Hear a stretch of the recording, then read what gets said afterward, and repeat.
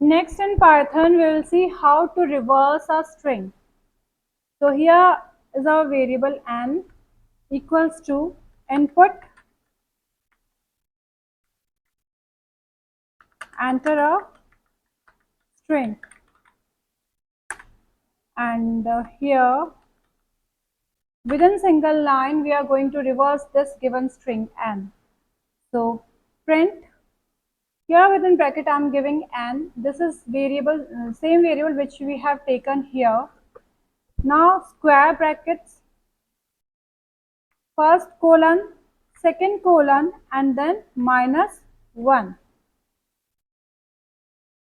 Square bracket close and simple bracket close.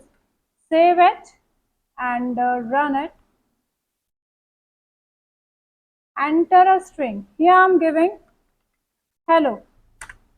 So it has printed reverse of the string. So how it is working? So here we will see.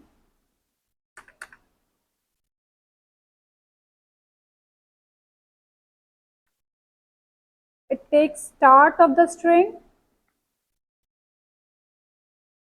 then colon. It takes end of the string, then we have to put colon, and this minus defines the steps. So this -1 defines we have to move one step backward.